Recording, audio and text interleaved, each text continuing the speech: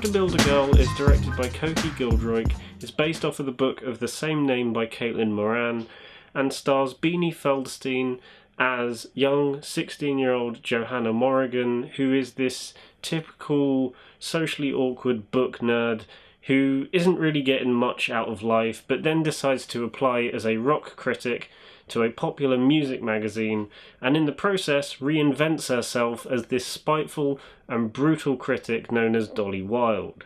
Now, I was intrigued by this movie for a number of different reasons, the first of those being that this movie is based off of a book of the same name by Caitlin Moran, who also actually writes the film as well, and from what I know of Caitlin Moran's writing style, she is very truthful, very brutal, but also very funny in the process. So I was interested to see what they would do with adapting her style of writing and one of her books into a feature film. The other reason this movie intrigued me as well was the fact that Beanie Feldstein was the lead actor in the movie, and she's really impressed me in the past with movies like Lady Bird and especially last year's Booksmart, where I thought she went above and beyond in terms of what she was able to do. And this is the first movie where she is fully getting her own singular leading role. Whereas in the past two movies, she's either a co-leading actor like in Booksmart, or she is just a supporting actor like in Lady Bird.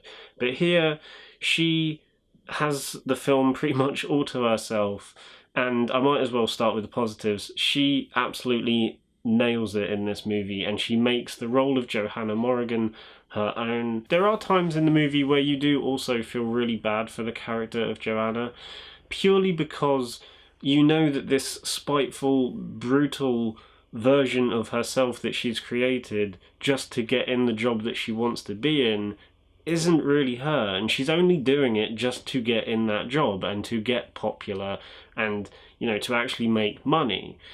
But you know from the start of the movie that that is not really her, and it is hurting her inside to be this person, and you can tell that this is just a persona she's putting on, and this isn't really her, and I liked that aspect of the movie. It added a sort of conflict to the film that you might not necessarily get in most other coming-of-age films. And whilst I'm on that topic, this movie is very open and unapologetic in almost everything it does, whether it's talking about music criticism or how people are brought up in their early lives, or even sexual encounters.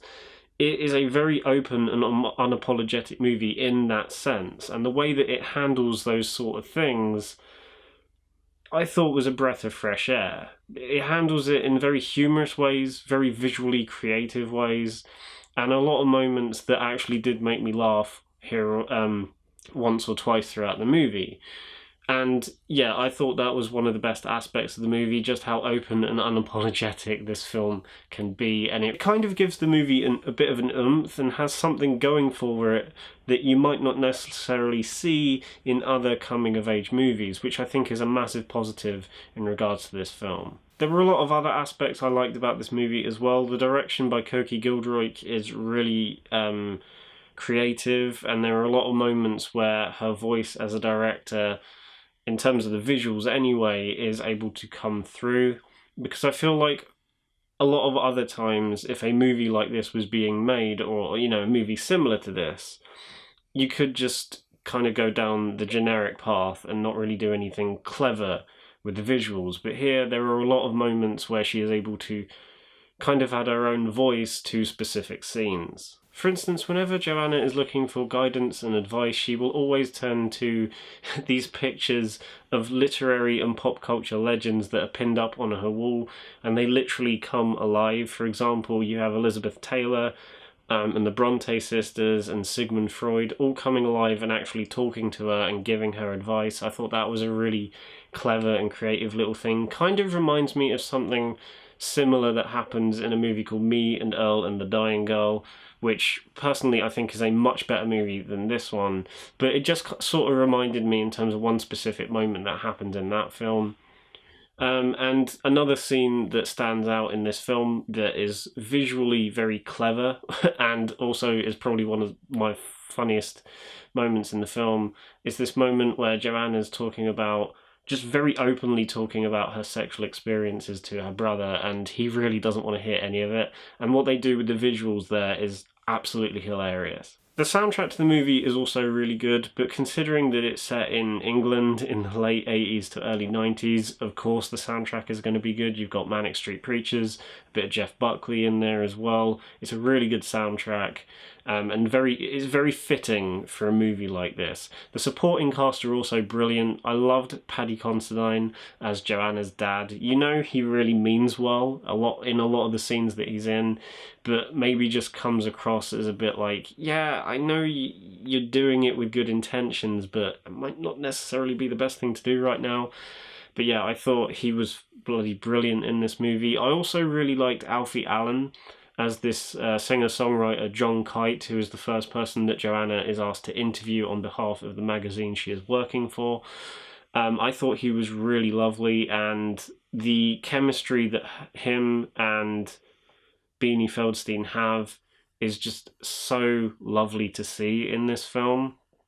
There are a lot of moments where they're just, they're just really connecting on a really, human and friendly level, and it's just really nice to see. There's no other way to describe it. It's just one of the more pure and genuine aspects of the movie, and I really liked it whenever those two were talking to each other in a scene. The movie isn't perfect though. I mean, like I said, Beanie Feldstein's Wolverhampton accent is a bit hit and miss throughout the majority of the movie, but that being said, it is a very hard accent to get right in the first place, so the fact that she's attempting it and doing it as well as she can do is testament into itself, but there are a couple of points where it does dip, and you can kind of tell that she is putting on an accent, but for the most part, she does an alright job. However, my main issue with the movie is that the actual structure of the story is very formulaic. You can kind of tell exactly where specific moments are going to be where Joanna is feeling very low and is kicked down, but you can also tell where those moments where she is feeling very optimistic and starts to rise up in a sense, you can also tell where those moments are going to be. And in that sense, it is a little bit formulaic and a bit on the predictable side. You know when certain things are going to happen and in what order they are going to happen in, which is kind of the biggest issue of the movie. But that being said, the way in which it tells its story, which is in a very open and unapologetic and very humorous, light-hearted way, does make up for the sense that the structure of the story is as formulaic as it is. In the end, How to Build a Girl is a rather fun and enjoyable movie with a brilliant lead performance in the centre of it all from Beanie Feldstein. However, due to how formulaic the overall structure of the film is, I'm not going to really be in any rush to revisit this movie in the near future, which is why I'm going to give it a 6.5 out of 10, leaning more towards a 7 than a 6, because it does have a lot more better things going for it than it does negatives. So guys, that was my review of How to Build a Girl. I hope you enjoyed it. If you liked the video, then give it a thumbs up and subscribe to the channel if you haven't done so already. Bye.